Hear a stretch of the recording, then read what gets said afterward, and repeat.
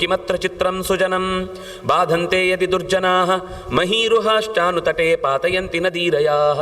ಸೆಟೆದು ನಿಂತ ಮರಗಳನ್ನೇ ಪ್ರವಾಹದ ಅಲೆಗಳು ಕೊಚ್ಚಿಕೊಂಡು ಹೋಗುವುದು ಹೊರತು ಬಾಗಿ ನಿಂತಿರುವಂತಹ ಹುಲ್ಲುಗಳನ್ನು ಎಂದೂ ಕೂಡ ಅದು ಬಾಧಿಸುವುದಿಲ್ಲ. ದುಷ್ಟರ ಸಂಘವೇ ಹಾಗೆ. ಕಾರುಕೈ ಸ್ಥಾಡ್ಯತೆ ವಕ್ನಿಹಿ ಅಯಸ್ ಸಂಯೋಗ ಮಾತ್ರತಃ ಅನ್ನುವ ಮಾತನ್ನು ಹೇಳುತ್ತಾರೆ. ದುಷ್ಟರ ಸಂಘವಾದಾಗ ಬೆಂಕಿಯ ಜೊತೆಗೆ ಕಬ್ಬಿಣಕ್ಕೆ ಸಂಪರ್ಕ ಆದಾಗಲೇ ಅದಕ್ಕೆ ಚೆನ್ನಾಗಿ ಬಡಿತಾರೆ. ಹಾಗೆ ಇದ್ದಾಗ ಬಡಿದರೆ ಅದು ವಾಪಸ್ ಪುಟಿಯುತ್ತೆ, ಹೊಡೆದವನಿಗೆ ತಲೆಗೆ ಏಟು ಬೀಳುತ್ತೆ. ಆದರೆ ಅದು ಬೆಂಕಿಯ ಜೊತೆಗೆ ಬಿಸಿ ಅನ್ನುವುದು ಕೆಲವು ಕಡೆ ಗುಣವಾಗಿ ಪ್ರಯೋಗ ಮಾಡ್ತಾರೆ. ಇಲ್ಲಿ ಸುಡುತ್ತೆ ಅಂತನ್ನುವ ಕಾರಣಕ್ಕಾಗಿ, ಅಳಿಸುತ್ತೆ ಅನ್ನುವ ಕಾರಣಕ್ಕಾಗಿ ದುಷ್ಟರು ಅಳಿಸುವವರು.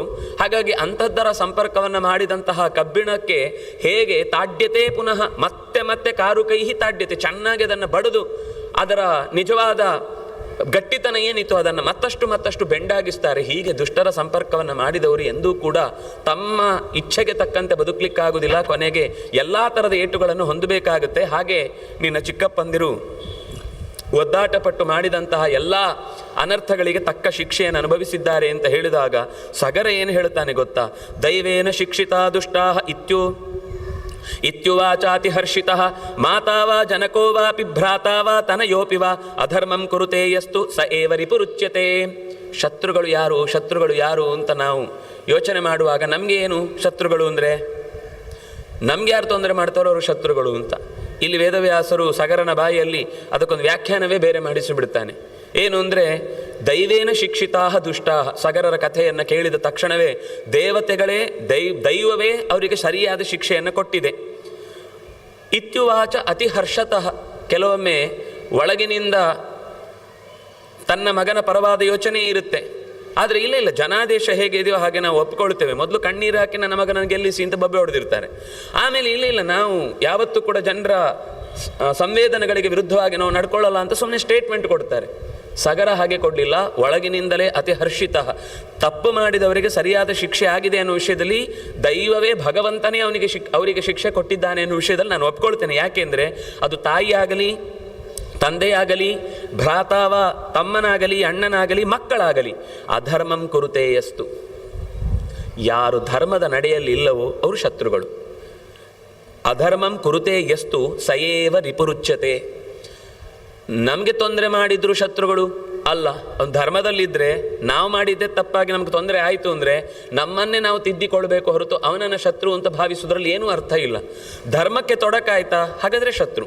ಧರ್ಮಕ್ಕೆ ತೊಡಕಾಗಲಿಲ್ವಾ, ಅವರೇ ಕರೆಕ್ಟ್ ಇದ್ದಾರಾ, ನಾವೆಲ್ಲೋ ದಾರಿಯಲ್ಲಿ ಉಗುಳ್ತಾ ಇರಬೇಕಾದ್ರೆ ಯಾರೋ ಬೈತಾನೆ, ಏನ್ರಿ ನಮ್ಮ ಜಾಗ, ನಾನು ಏನು ಬೇಕಾದರೂ ಉಗುಳ್ತೇನೆ, ಇಲ್ಲ ಅವ್ನು ಹೇಳೋದು ಕರೆಕ್ಟ್ ಇದೆ ಅಂತಂದಾಗ ನಾವೇ ತಪ್ಪು. ನಾವೆಲ್ಲೋ ನಿಂತಲ್ಲಿ ಕಸ ಎಸಿತೇವೆ ಅಂತಂದಾಗ ನಿಮ್ಮ ಜಾಗದಲ್ಲಿ ಎಸಿತಾ ಇದ್ದೇನಾ ಅಂತ ಇವತ್ತು ನಾವು ಎದುರಾಳಿಯನ್ನು ಅವನು ಮಾತಾಡೋ ಮುಂಚೆ ನಾವೇ ಜೋರು ಮಾತಾಡೋದೇ ಸರಿ ಅನ್ನುವ, ಅಂದರೆ ಹಾಗೆ ಮಾತಾಡಿದರೆ ನಮ್ಮದು ನೇರ ನೆಲೆಯಲ್ಲಿ ನಿಲ್ಲುತ್ತೆ ಅನ್ನುವ ಭಾವದಿಂದ ಮಾತು ಇವತ್ತು ಬೆಳೆದು ಬಿಡುತ್ತೆ.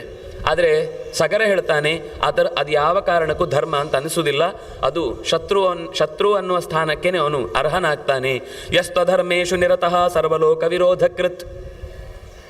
ಅಧರ್ಮದಲ್ಲಿ ತೊಡಗಿ ಇಡೀ ಲೋಕಕ್ಕೆ ಯಾರು ವಿರೋಧ ವ್ಯಕ್ತಪಡಿಸ್ತಾನೋ, ಲೋಕದಲ್ಲಿ ಒಳ್ಳೆಯದಾಗುತ್ತೆ ಅಂತನ್ನುವ ನಿಯಮವನ್ನೇ ವಿರೋಧಿಸುವವರು ಅಂತಾದಾಗ, ರಾಷ್ಟ್ರಕ್ಕೆ ಯಾವುದೋ ಹಿತವನ್ನು ಒಡ್ಡಬೇಕು ಅಂತನ್ನುವ ಕಾಯ್ದೆಯನ್ನೇ ಪೂರ್ತಿ ಅರ್ಥ ಇಲ್ಲದಂತೆ ಅದನ್ನು ನಿರಾಕರಿಸಿ ವರ್ಷಾನುಗಟ್ಟಲೆ ಯಾರು ಯಾವ ಗದ್ದೆಯಲ್ಲಿದ್ದು ಕೆಲಸ ಮಾಡಬೇಕಿತ್ತೋ ಅವರು ರಸ್ತೆಯಲ್ಲಿದ್ದಾರೆ ಅಂದರೆ ಆ 2 ವರ್ಷದ 1 ವರ್ಷದ ಅಷ್ಟು ಹೊತ್ತಿನ ಕೆಲಸವನ್ನು ಯಾರು ಮಾಡ್ತಾ ಇದ್ದಾರೆ? ನಿಜವಾದ ಕೃಷಿಕನಾದರೆ 2 ದಿವಸ ಅವನಿಗೆ ಪುರುಸೋದು ಸಿಗಲ್ಲ.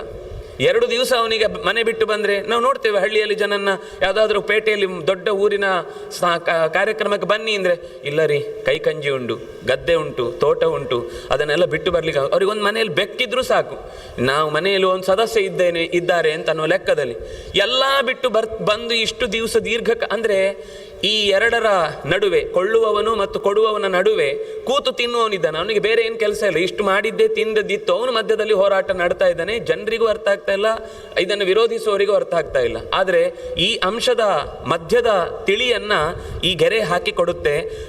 ಲೋಕದ ರಾಷ್ಟ್ರದ ಹಿತವನ್ನು ಬಯಸಿ ಮಾಡಿದಂತಹ ಕಾರ್ಯವನ್ನು ಯಾರು ವಿರೋಧಿಸ್ತಾನೋ ಅವನೇ ಶತ್ರು ಅಂತ ಅನಿಸ್ತಾನೆ. ಅಂತಹ ರಿಪುವನ್ನು ಯಾವ ಕಾರಣಕ್ಕೂ ಉಳಿಸಬಾರ್ದು. ಸಗರ ಪುತ್ರನಾಶ ಹೊಂದಿದ ಮೇಲೂ ನಶುಶೋಚ ಅಂದರೆ ಸತ್ತದ್ದಕ್ಕೆ ಬೇಸರ ಪಡಲಿಲ್ಲ. ಆದರೆ ಕರ್ತವ್ಯದ ದೃಷ್ಟಿಯಿಂದ ಒಬ್ಬ ತಂದೆಯಾಗಿ ಮಕ್ಕಳ ಕೈಂಕರ್ಯ ನಡೆಸುವುದು ಬಹಳ ಕಷ್ಟದ ಕೆಲಸ. ಯಾಕೆಂದರೆ ಮಕ್ಕಳಿಗೆ ತಂದೆ ಕೈಂಕರ್ಯ ನಡೆಸುವುದು ಅನಿವಾರ್ಯ, ಮತ್ತು ಸ್ವಲ್ಪ ದಿವಸಕ್ಕದು ಅವರಿಗೊಂದು ಮಕ್ಕಳಾಗುತ್ತೆ, ಮುಂದೆ ಬೆಳವಣಿಗೆ ಇರುತ್ತೆ, ಬೇರೆ ಜವಾಬ್ದಾರಿ ಬರುತ್ತೆ, ಎಲ್ಲ ಸರಿ ಹೋಗುತ್ತೆ. ಆದರೆ ಒಬ್ಬ ತಂದೆಯಾದವನಿಗೆ ಎಲ್ಲ ಅಲ್ಲಿಯ ತನಕದ ಜವಾಬ್ದಾರಿಯನ್ನು ನಡೆಸಿ ಮಕ್ಕಳ ಕೈಯಿಂದ ಸಂರಕ್ಷಣೆಯನ್ನು ಪಡೆಯಬೇಕು ಅಂತ ಬಯಸಿದವನಿಗೆ ಮಕ್ಕಳ ದುರ್ಮರಣ ಅನ್ನೋದು ಎದುರಾದಾಗ, ಮತ್ತು ದುರ್ಮರಣ ಇದು ಹಾಗೆ ಎಲ್ಲಿಯಾದರೂ ವೀರ ಹೋರಾಟದಲ್ಲಿ ಸತ್ತಿದ್ದಾದರೆ ನಾವು ಶಾಸ್ತ್ರೀಯವಾಗಿ ವಿಶೇಷ ಮತ್ತೆ ಸಂಸ್ಕಾರ ಮಾಡಬೇಕಾದ್ದೇನಿಲ್ಲ. ಆದರೆ ಇದು ದುರ್ಮರಣದಿಂದ ಮತ್ತೆ ಕುಲಕ್ಕೇನೆ ಘಾಸಿ ಆಗುವಂತಹ ಕೆಲಸ. ಆದ್ದರಿಂದಾಗಿ ಸ್ವಲ್ಪ ಯೋಚನೆ ಮಾಡಿದ. ಕೊನೆಗೆ ಅಂಶುಮಂತನಿಗೆ ಈ ಜವಾಬ್ದಾರಿಯನ್ನು ಹೊರಿಸಿದಾಗ ಅವನು ಕಪಿಲ ಮಹರ್ಷಿಗಳಿಂದ ಆಜ್ಞೆಯನ್ನು ಪಡೆದು ಬಂದಿದ್ದಾನೆ. ಬಂದು ಕಪಿಲ ಮಹರ್ಷಿಗಳು ಸಮಾಧಾನ ಹೇಳಿದ್ದಾರೆ, ನಿನ್ನ ಮೊಮ್ಮಗ ಈ ಎಲ್ಲ ನಿನ್ನ ಚಿಕ್ಕಪ್ಪಂದಿರ ಕಷ್ಟಗಳನ್ನೆಲ್ಲ ಪರಿಹರಿಸ್ತಾನೆ ಅಂತ ಅವನು ಆಶೀರ್ವಾದ ಮಾಡಿ ಕಳುಹಿಸ್ತಾನೆ. ಅಂದರೆ ಇದು ಗಂಗೆಯ ಮಹಾತ್ಮ್ಯವನ್ನು ಹೇಳುವುದಕ್ಕೋಸ್ಕರ ಮತ್ತೆ ಮತ್ತೆ ಅನೇಕ ಅಧ್ಯಾಯಗಳು ಸೇರಿಕೊಳ್ತಾ ಹೋಗುತ್ತೆ. ಮತ್ತೆ ಮುಂದಿನ ಅಧ್ಯಾಯದಲ್ಲಿ ಅವನಿಗೊಬ್ಬ ಮಗ ಹುಟ್ಟುತ್ತಾನೆ, ಅಂಶುಮಂತನಿಗೆ ದಿಲೀಪ ಅಂತ. ದಿಲೀಪನಿಗೊಬ್ಬ, ಈ ರಾಮಾಯಣದಲ್ಲಿ ಇದರ ಕಥೆ ಬಹಳ ವಿಸ್ತಾರವಾಗಿದೆ, ಇಲ್ಲಿ ಬಂದಿದೆ, ಆದರೂ ಅದರ ಸಾರಾಂಶವನ್ನು ಮಾತ್ರ ಹೇಳ್ತಾ ಹೋಗ್ತಾನೆ. ಅವನು ಸುಮಾರು ಅಂದರೆ ಸಗರನ ಪ್ರಾರ್ಥನೆ, ಅವನು ಸುಮಾರು 30-35 ಸಾವಿರ ವರ್ಷ, ಅಂಶುಮಂತನ ಪ್ರಾರ್ಥನೆ, ದಿಲೀಪನ ಪ್ರಾರ್ಥನೆ, ಕೊನೆಗೆ ಭಗೀರಥನು ಕೂಡ ಈ ವಿಷಯದಲ್ಲಿ ತನ್ನ ಪೂರ್ವಜರಿಗೂ ನೋಡಿ 4ನೇ ತಲೆಮಾರು ಮಾಡಿದ ನಿರಂತರವಾದ ಸಾಧನೆಯ ಕ್ಷಣ ಗಂಗೆ ನೆಲಕ್ಕೆ ಇಳಿದದ್ದು. 4ನೇ ತಲೆಮಾರು ನಾವು ಹೇಳೋದುಂಟು ಭಗೀರಥ ಪ್ರಯತ್ನ ಅಂತ. ಅವನ ಪ್ರಯತ್ನವೂ ಬಹಳ ದೊಡ್ಡದೆ. ಭಾರತವು, ಭಾಗವತವು, ರಾಮಾಯಣವು ಒಂದೊಂದು ದೃಷ್ಟಿಯಲ್ಲೂ ಎಲ್ಲ ಎಳೆಗಳನ್ನು ಸೇರಿಸಿ ಬಹಳ ದೊಡ್ಡದಾದ ಅವನ ಪ್ರಯತ್ನವನ್ನು ಹೇಳುತ್ತೆ. ಅವನು ಚತುರ್ಮುಖನನ್ನು ಪ್ರಾರ್ಥಿಸ್ತಾನೆ, ರುದ್ರದೇವನನ್ನು ಪ್ರಾರ್ಥಿಸ್ತಾನೆ, ಗಂಗೆಯನ್ನು ಪ್ರಾರ್ಥಿಸ್ತಾನೆ, ಮತ್ತೆ ರುದ್ರದೇವನನ್ನು ಅಂದರೆ ತಪಸ್ಸು, ಪ್ರಾರ್ಥನೆ ಅಂದರೆ ತಪಸ್ಸು, ದೀರ್ಘಕಾಲದ ತಪಸ್ಸು ಮಾಡ್ತಾನೆ. ಎಲ್ಲ ಆಗಿ ಬರುವಷ್ಟರಲ್ಲಿ ಗಂಗೆ ಮತ್ತು ಅವರ ನಡುವೆ ಒಂದು ಸಣ್ಣ ವಿವಾದ ಏರ್ಪಟ್ಟ ಕಾರಣಕ್ಕಾಗಿ ಮತ್ತೆ ಅದು ತಡೆದು ನಿಲ್ಲುತ್ತೆ, ಜಟೆಯಲ್ಲೇ ನಿಂತು ಬಿಡುತ್ತೆ. ಮತ್ತೆ ರುದ್ರದೇವನನ್ನು ತಪಸ್ಸು ಮಾಡ್ತಾನೆ. ಅದು ಭೂಮಿಗೆ ಇಳಿದು ಬಂದರೆ ಜಹ್ನುವಿನ ಆಶ್ರಮದ ನಡುವೆ ಅದು ಸಿಕ್ಕಿ ಹಾಕಿಕೊಳ್ಳುತ್ತೆ.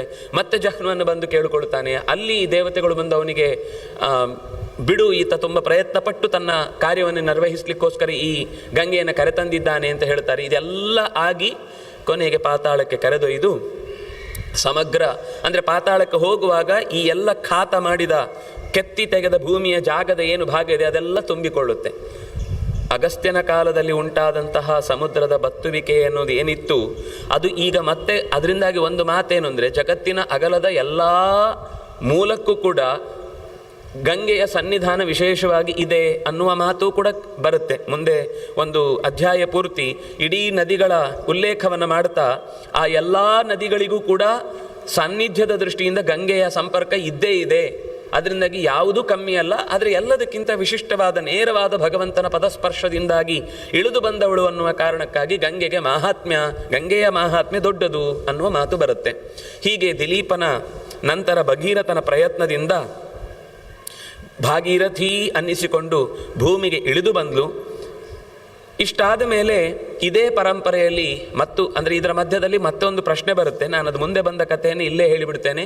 ಅವನು ಅದಕ್ಕೆ ಕೇಳ್ತಾನೆ, ಅಲ್ಲಿಯ ತನಕ ಹೇಗೆ ಬಂತು, ದೇವಲೋಕದ ತನಕ ಹೇಗೆ ಬಂತು ಅಂತ ಅನ್ನೋದಕ್ಕೋಸ್ಕರ ವಾಮನಾವತಾರದ ಕಥೆಯನ್ನು ಹೇಳಿ, ಬಲಿಯ ಕಾರಣದಿಂದಾಗಿ ಜಗತ್ತಿನಲ್ಲಿ ದೇವತೆಗಳಿಗೆಲ್ಲರಿಗೂ ತೊಂದರೆ ಉಂಟಾದಾಗ ಸ್ವತಃ ಅದಿತಿ ಮತ್ತು ಕಶ್ಯಪರು ಇಬ್ಬರೂ ಪ್ರಾರ್ಥನೆ ಮಾಡ್ತಾರೆ. ಇಬ್ಬರೂ ಪ್ರಾರ್ಥಿಸಿ, ಆ ಪ್ರಾರ್ಥನೆ ವಿಷ್ಣು ಸ್ತುತಿ ಇಬ್ಬರದ್ದು ಬಹಳ ಚೆನ್ನಾಗಿದೆ. ವಾಮನ ಪುರಾಣದಲ್ಲಿ ಆ ಸ್ತೋತ್ರ ಇನ್ನೂ ವಿಸ್ತಾರವಾಗಿದೆ. ಇಲ್ಲಿ ಸ್ವತಃ ಭಗವಂತನೇ ನನ್ನನ್ನು ಹೊರುವುದಕ್ಕೆ ಸಾಮಾನ್ಯರಿಗೆ ಸಾಧ್ಯ ಆಗುವುದಿಲ್ಲ, ಅತ್ಯಂತ ಮನಃಶುದ್ಧಿ ಇದ್ದವರಿಗೆ ಮಾತ್ರ ಸಾಧ್ಯ. ಅದಕ್ಕೆ ಲಕ್ಷಣಗಳನ್ನು ಹೇಳ್ತಾ ಹೋಗ್ತಾರೆ. ನನ್ನನ್ನು ಯಾರ್ಯಾರು ಧರಿಸಬಹುದು, ಯಾರ್ಯಾರು ನನ್ನನ್ನು ಹೊರಬಹುದು, ಯಾರ್ಯಾರು ನನ್ನನ್ನು ಪಡೀಬಹುದು, ಯಾರ್ಯಾರಿಗೆ ನಾನು ಹತ್ತಿರದಲ್ಲಿ ಸಿಗ್ತೇನೆ ಅನ್ನೋದಕ್ಕೊಂದು ದೊಡ್ಡ ಪಟ್ಟಿಯನ್ನೇ ಕೊಡ್ತಾ ಹೋಗ್ತಾರೆ. ಭಗವಂತ ಅದನ್ನು ಹೇಳ್ತಾ ಹೋಗ್ತಾನೆ, ನಿನಗೂ ಕೂಡ ಅಂತಹ ಒಂದು ಗುಣ ಇದೆ, ಆದ್ದರಿಂದಾಗಿ ಅದಿತಿಗೆ ಅವಳು ತಪಸ್ಸು ಮಾಡಿದ್ದಕ್ಕೋಸ್ಕರ, ತಪಸ್ಸು ಮಾಡುವಾಗ ರಾಕ್ಷಸರೆಲ್ಲ ಆಕೆಯನ್ನು ಕಾಳ್ಗಿಚ್ಚಿನಿಂದ ಸುಟ್ಟು ತೆಗಿಬೇಕು ಅಂತ ಪ್ರಯತ್ನ ಪಟ್ಟರೆ ಭಗವಂತನೇ ಸ್ವತಃ ಆಕೆಯನ್ನು ಬಂದು ಆ ಕಾಳ್ಗಿಚ್ಚಿನಿಂದ ರಕ್ಕಸರನ್ನೇ ಸುಟ್ಟು ತೆಗಿತಾನೆ ಹೊರತು ಅವಳಿಗೆ ಏನೂ ಆಗದಂತೆ ಹೊರಗಿನಿಂದ ಒಂದು ಒಳ್ಳೆಯ ಕೆಲಸಕ್ಕಾಗಿ ನಾವು ಗಟ್ಟಿ ಮನಸ್ಸಿನಿಂದ ಕೊನೆಯ ತನಕನೂ ನಿಲ್ತೇವೆ ಅಂತ ಹಠ ಮಾಡಿ ಕೂತ್ರೆ ನಮಗೆ ತನ್ನಿಂದ ತಾನೇ ಎಲ್ಲ ಕಡೆಯಿಂದಲೂ ಕೂಡ ಪ್ರಕೃತಿಯ ರಕ್ಷಣೆ, ದೇವತೆಗಳ ರಕ್ಷಣೆ, ಭಗವಂತನ ರಕ್ಷಣೆ ಸಿಕ್ಕೇ ಸಿಗುತ್ತೆ ಅಂತನ್ನುವ ಮಾತು ನೂರಾರು ದೃಷ್ಟಾಂತಗಳಲ್ಲಿ ಸಿಗುವಂಥದ್ದು. ಹಾಗೆ ಅವಳು ದೃಢವಾಗಿ ಭಗವಂತನಿಗಾಗಿ ತನ್ನನ್ನು ಮೈಮರೆತು ಒಪ್ಪಿಸಿಕೊಂಡಿದ್ದಳು ಅನ್ನುವ ಕಾರಣಕ್ಕಾಗಿ ಒಲಿದು ನಾನೇ ಹುಟ್ಟಿ ಬರ್ತೇನೆ, ನನ್ನಂತಹ ಮತ್ತೊಬ್ಬ ವ್ಯಕ್ತಿಯನ್ನು ನಾನು ತಂದು, ಯಾಕೆಂದರೆ ಅವನಿಗೆ ಅದ್ವಯ ಅಂತ ಹೆಸರು, ಎರಡನೇವನೇ ಇಲ್ಲ, ಇನ್ನು ಮೀರಿದವನು ಎಲ್ಲಿ ಬರ್ತಾನೆ, ನಾನೇ ಬರ್ತೇನೆ ಅಂತ ಭಗವಂತ ಬಂದ. ಮತ್ತೆ ಅಂದರೆ ಅದೇ ಆದಿತ್ಯ ಕಶ್ಯಪರು ಮತ್ತು ವಸುದೇವ ದೇವಕಿಯಾಗಿ ಬಂದ ಕಥೆಯನ್ನು ನೋಡುತ್ತೇವೆ. ಪೃಷ್ಣಿಗರ್ಭನಾಗಿ ಮತ್ತೆ ಅದೇ ಪೃಷ್ಣಿಯಲ್ಲಿ ಹುಟ್ಟಿ ಬಂದ ಕಥೆಯನ್ನು ಭಾಗವತವು ಹೇಳುತ್ತೆ. ಹೀಗೆ ಅದಿತಿ ಕಶ್ಯಪರಲ್ಲಿ ವಾಮನನಾಗಿ ಹುಟ್ಟಿ ಕೆಲವೇ ದಿನಗಳಲ್ಲಿ ಆತನಿಗೆ ಚೆನ್ನಾಗಿ ಉಪನಯನವನ್ನು ಮಾಡಿದಾಗ ಬಲಿ ದೊಡ್ಡ ಯಾಗವನ್ನು ಮಾಡ್ತಾನೆ. ಆ ಯಾಗದಲ್ಲಿ ದಾನವನ್ನು ಕೊಡುವುದಕ್ಕೋಸ್ಕರ ಅಂತ ಎಲ್ಲರನ್ನು ಕಳುಹಿಸಿದಾಗ ವಾಮನನು ಅಲ್ಲಿಗೆ ಬಂದು ಯಜ್ಞದ ಮಹತ್ವವನ್ನು ಮತ್ತು ಯಜ್ಞದಲ್ಲಿರುವ ಶ್ರೇಷ್ಠತೆಯನ್ನು ಬಣ್ಣಿಸ್ತಾನೆ. ಇದರಿಂದ ಖುಷಿಪಟ್ಟು ಸಂತೋಷದಿಂದ ಕೇಳಿದ್ದೆಲ್ಲ ಕೊಡ್ತೇನೆ ಅಂತಂದಾಗ ಶುಕ್ರಾಚಾರ್ಯರು ತಡೀತಾರೆ. ದೇವ ಲೋಕಕ್ಕೆ ಗುರುಗಳು ಹೇಗೆ ಬೃಹಸ್ಪತ್ಯಾಚಾರ್ಯರು, ಹಾಗೆ ದೈತ್ಯರ ಗುರುವಾಗಿ ಶುಕ್ರಾಚಾರ್ಯರಿದ್ದವರು ಭಗವಂತನ ಆಣತಿಗೆ ಅನುಗುಣವಾಗಿ ನಡೆಯುವವರು, ದೇವತೆಗಳ ವಿರೋಧಿಗಳಲ್ಲ ಅವರು. ಅವರಿಗೆ ಆ ಕೊಟ್ಟ ಪೋಸ್ಟನ್ನು ಅವರು ಹಾಗೆ ನಿರ್ವಹಿಸಲೇಬೇಕು ಅನ್ನುವ ಕಾರಣಕ್ಕಾಗಿ ಎಚ್ಚರವನ್ನು ಕೊಡ್ತಾರೆ. ಅದು ಇಲ್ಲದಿದ್ದರೆ, ಒಬ್ಬ ದುಷ್ಟನಾಗಿದ್ದರೆ ಅವರಿಗೆ ಇವನು ಭಗವಂತ ಅಂತ ಹೆಂಗೆ ಗೊತ್ತಾಗಬೇಕು?